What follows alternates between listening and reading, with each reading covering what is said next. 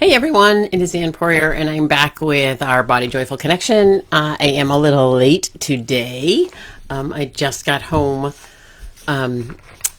from heading out and doing a couple of errands and taking care of my husband who's not feeling so good. So he's got his soup and I am here and ready to share a little bit about intuitive eating because we are jumping into talking about the principles of intuitive eating, and that's basically what I'm here to share with you today. Every Wednesday at noon, I pop up in here and I am live and I am sharing insights or thoughts about something, and I would love any questions or thoughts or comments as I share. So today, because January we're diving into intuitive eating, we've been talking about finishing up 1 year and moving into the next year over the course of the past 4 weeks here at noon, thinking about how did the year go, what things were working, what things weren't working, how do you want to step into this next year, what does this next year look like for you. So I've been talking about all of those things. So today, what I would like to do is share with you the principles of intuitive eating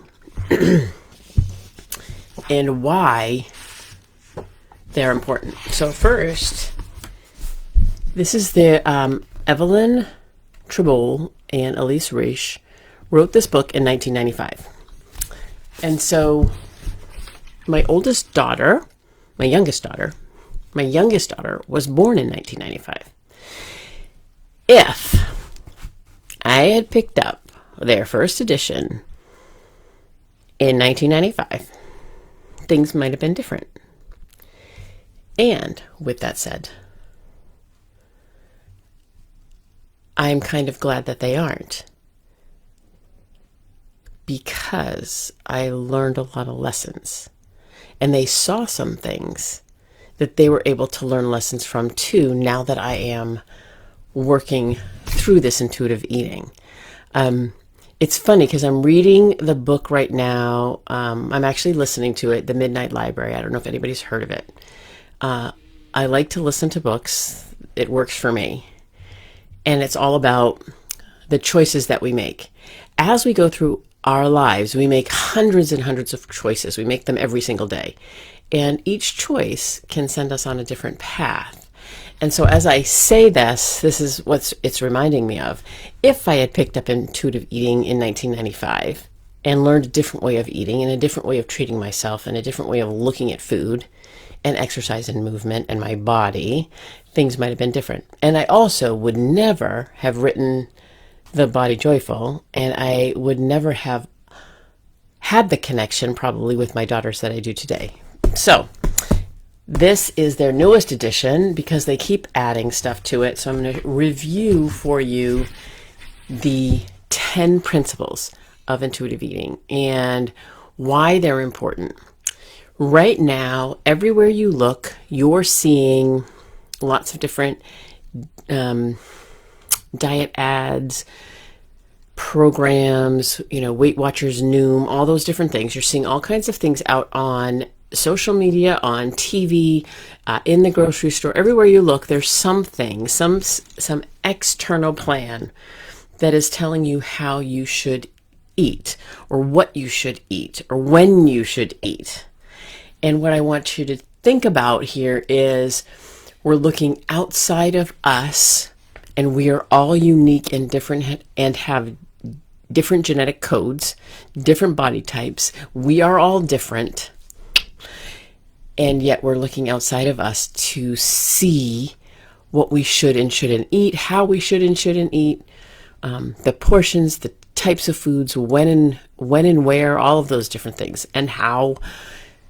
And I am here to tell you that intuitive eating is all about stepping away from external ideas and turning in towards internal ideas, tuning into you. What does your body Yours, not mine, not anybody else's. What does your body feel like when it's hungry, when it's full, when it's satisfied? What are your thoughts and perceptions around food? Who do you have? What are your experiences around food? Who do you have in your life that might be food police for you? How do you feel about your body? How do you feel about exercise? All of those things. It's really it's getting a master's degree and learning about you and tuning into you. And that is something that we tend not to really want to do. We'd much rather have somebody else tell us what to do. And the unfortunate part of that is whoever they are, they're sharing what works for them. And what we're here for in the Body Joyful Revolution is to share ideas and thoughts and what sits with you. Experiment with you, experiment with what works with you. So as I go through these principles, I want you to think about experimentation, curiosity, and releasing judgment, because we've been taught, and I think that we kind of internalize these beliefs that we should be eating this way and we shouldn't be eating that way. And what I'm going to ask you to do is push that aside for right now and tune more into you and your body versus anybody else. So the first principle of intuitive eating is rejecting the diet mentality. That's stepping away. I just wrote a blog about it. I will post it here, about stepping away from diet culture and diet mentality. We know that diets don't work. I spent 30 minutes yapping about that yesterday on Clubhouse, why they don't work, why our bodies actually fight against weight loss through dieting and restriction.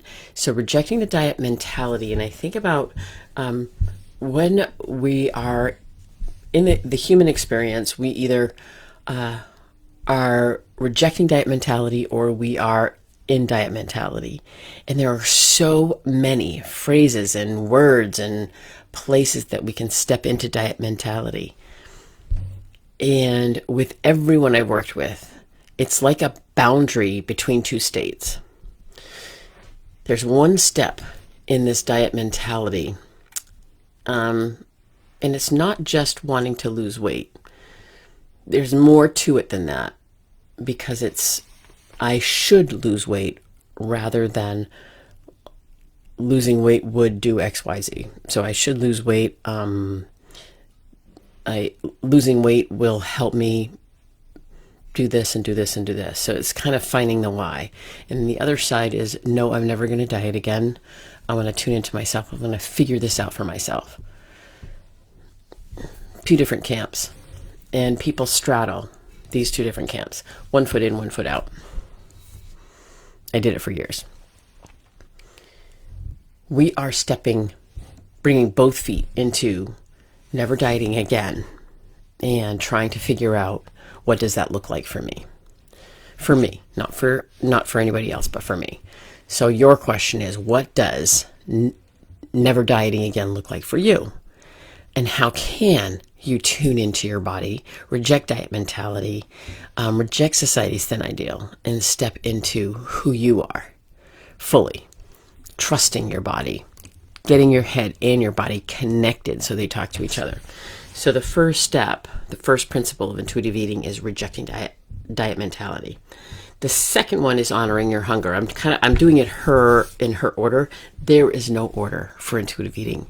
You can go anywhere you want first, but I'm going to go in Evelyn and Elisa's order. That's why I want to share it in that way. You do not have to go in that way, but I do believe rejecting diet mentality is one of the first steps to make sure you're saying no to all of the external and saying yes to you. So, and that's a big step. Honoring your hunger. What does hunger feel like for you? Why is that important? Because you're different than anyone else. What does hunger feel like for you? How do you feel emotionally in your mind and physically in your body? Can you define hunger for you. What does it feel like? And knowing when you're hungry. So that's step 2. Step 3, making peace with food. Food is not good. Food is not bad. Food is not the enemy. Food is fuel. It is fuel for your body. It is the energy that allows you to do the things that you do in your life. Absolutely, positively. How can we see food as fuel? It is our gas. Just like we fill our cars up, our tanks up with gas. That's what food does for us. So how do you see food as fuel? It's fuel, and it's also for pleasure. Those are the only 2 reasons we eat. Fuel and pleasure.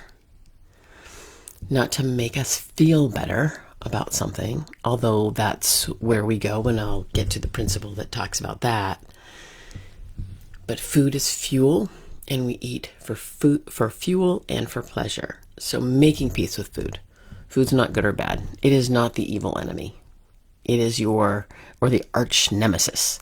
It is actually your friend and your ally, because it helps you live your life. It helps you hug a friend. It helps you play with a child. It helps you think. It helps you go to the store. It helps you in every aspect of your life. Number 4, principle number 4, challenge the food police. 2 types of food police. The food police that's in your head, that you should, the belief system that's in your head that food is bad, that these foods are bad and these foods are good. This is a really hard one to connect with our own heads, because over and over and over again, we've been taught a certain way to think about food. That is only a belief. It is not fact. So, making peace with food and really connecting with challenging. I was trying to search for the word that they use. Challenging the food police. Challenging that voice in your head.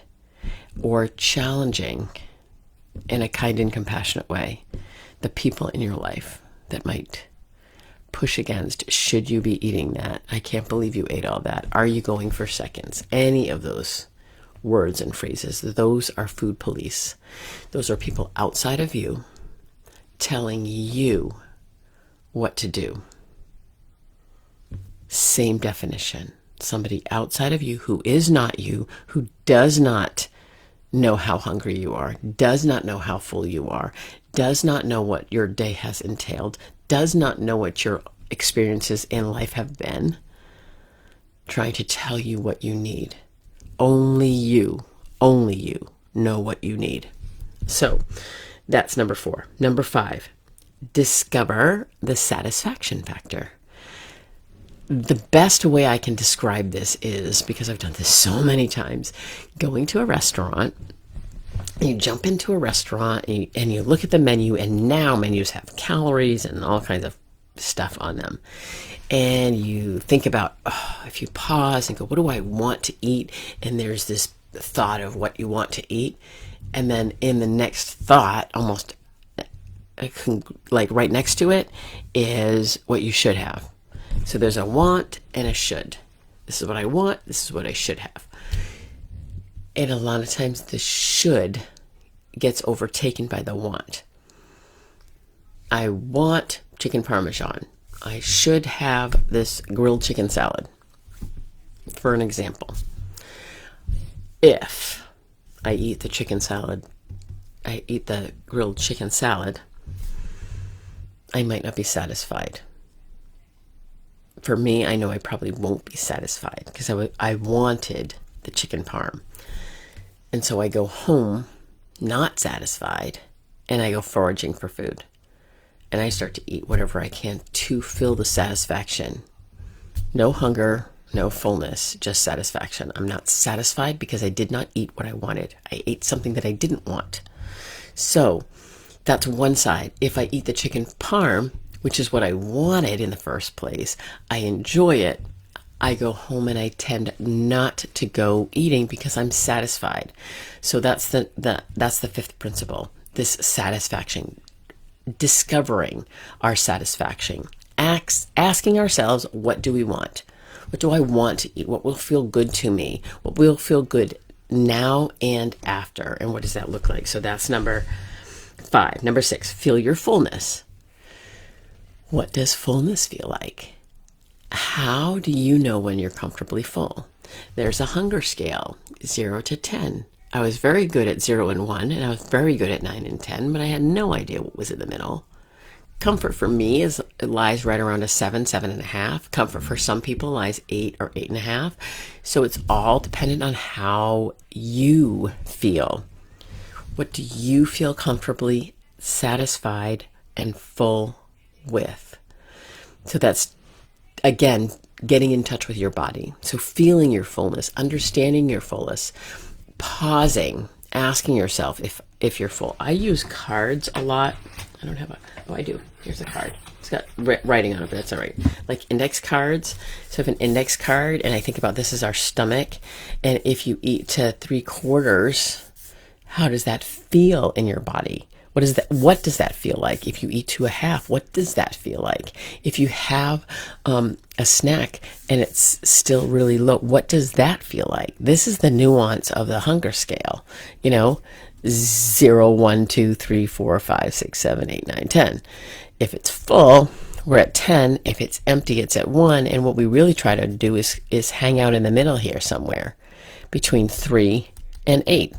So how do we do that? And what does that feel like in our bodies? And that just takes practice. It takes time, patience, and practice. So trying not to think that you need to do it, that it's going to come to you overnight. It's trying it. After you finish a meal and you're really full, you're feeling full and you're feeling uncomfortable, where am I on the hunger scale? This is not a comfortable feeling. I don't care for this feeling. I would rather have stopped a little earlier so that I feel better during this time. So that's feeling your fullness and getting connected with your body. Again, internal versus external. Coping with your emotions with kindness. This is different. It used to be coping with your emotions without food. And now it's coping with your emotions with kindness. Emotions send us into a place that can be really great or really hard. And for a lot of people, if they are in a hard emotion, if they do not like it, if they are uncomfortable in an emotion, they tend to turn towards food. Why? Hard emotion equals stress, increase in cortisol, cortisol spike, sympathetic nervous system, doesn't feel good, tension, frustration, anger, sadness, any of those hard emotions. I don't like to feel this. I don't want to feel this. Let me find a way out. That's where we find our numbing mechanisms. Could be food, could be exercise, could be gambling, could be scrolling, could be shopping, right? Gambling, any of those things. Could be alcohol, could be any of those kind of things, right? So if we think about all the different things that we can use to not feel. And food works because when we eat, our body automatically, physiologically goes into rest and digest. So what that means is when we eat, regardless, our body's going to go into sympathetic nervous system. So it's going to be more relaxed. It's going to feel better than the emotion. That's why there's emotional eating. That's why we turn to food when we have hard emotions or emotions that feel uncomfortable, that we don't like, that we're trying to escape from. Food works because it goes into rest and digest. It puts our body into rest for a short time, because shortly after that, there's guilt and shame and beating ourselves up afterwards. So that's why, how can we ask ourselves when we're going through hard emotions? Number one, can I feel through this emotion? Can I allow this emotion? What do I need during this emotion? What is the emotion? Naming the emotion. and then allowing yourself to ask yourself what you need. So it's naming the emotion, what's going on, what is this emotion, what do I need, why am I uncomfortable, what do I need, and then supplying what you need versus turning directly to food. So that's kindness. Asking yourself, what do I need? Do I need a hug? Do I need to vent? Do I need to take a walk and kind of burn off some of this energy? Do I need to verbally talk? Do I need to journal? Do I need to take a bath? So many. Do I need to color? And there's so many things. What do I need? Connection? Do I need release? Do I need rest? Do I need food? Maybe you need food. Hunger is one of those things where it's easy to get distracted. It's easy to get frustrated. It's easy to get angry. So it could very well be that you need food. So asking yourself what you need. So that's coping with your emotions. And number 8, 9, and 10 are very kind of nuanced from intuitive eating.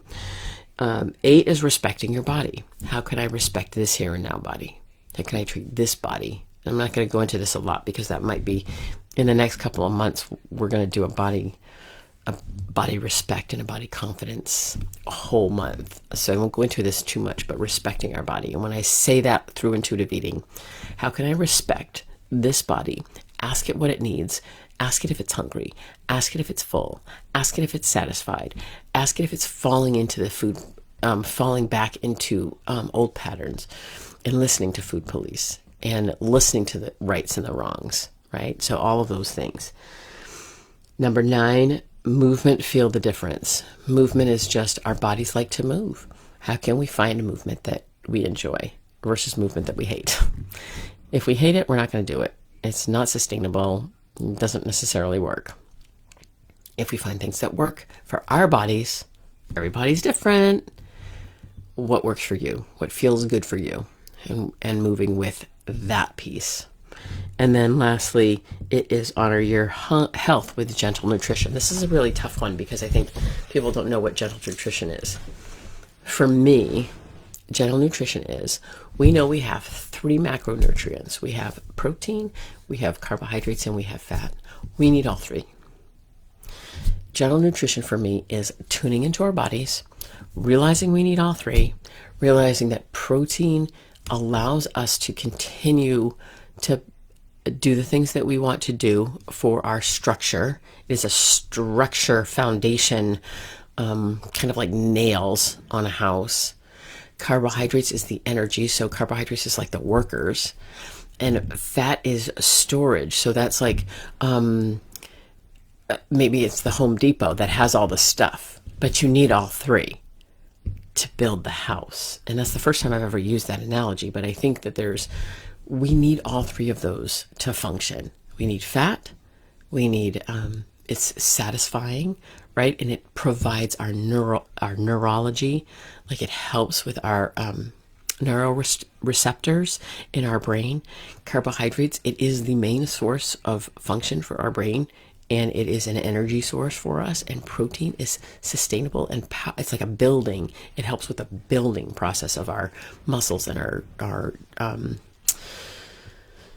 bones and all the pieces of us. So these 3 pieces are very important in order to keep us healthy. So utilizing the 3 macronutrients and listening to how our bodies respond to foods.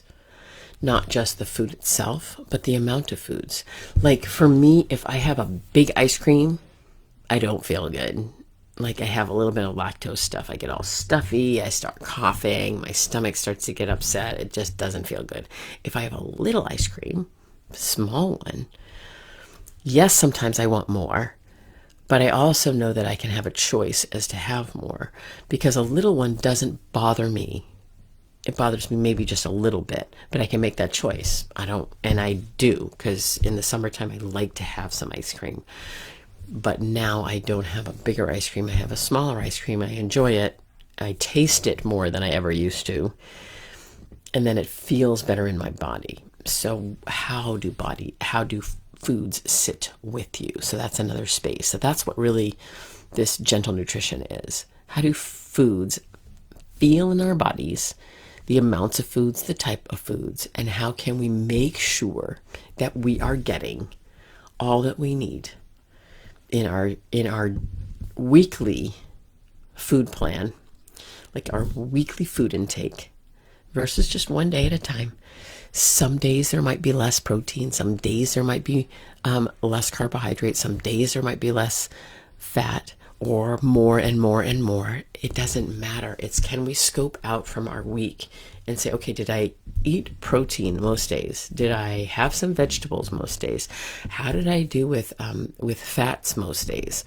What did my day, how much bread did I eat this week? How much complex carbohydrates did I eat this week? And what does that look like? And how have I felt? And how's my energy been? It's just really being curious and not judgmental around your food and tuning into you. So as I started all of this, it was all about, let's step away from the external, let's step into the internal, tune into you, and what does your body need? So that is your steps to intuitive eating. Next week, I'm going to talk about the stages of intuitive eating. And I also want to share, you can see that this has been well read with all of my little things, but this is also the intuitive eating workbook. So these two resources are amazing. So if you're looking to step deeper into any of this, really change the way I see myself and everything around my direction in life. So that is it for today's, just seeing if there were any questions. I don't see any. For today's Body Joyful Connection, I will see you next week on Wednesday. I will obviously see you as we move through. Next Tuesday night is our campfire meeting, so you can join us there. We'll just be talking about getting to know each other and kind of hanging out. I'll be live here. And next Wednesday, we will be talking about the stages of intuitive eating. Where are you on this process of finding and tuning into you when it comes to eating and food? So if you're on replay, hashtag replay, if you have any questions about the 10 principles of intuitive eating, please feel free to comment below, and I will make sure to reach out or comment below, because I think you're not the only one that has that question. Okay, have a great day, everybody, and I will see you soon.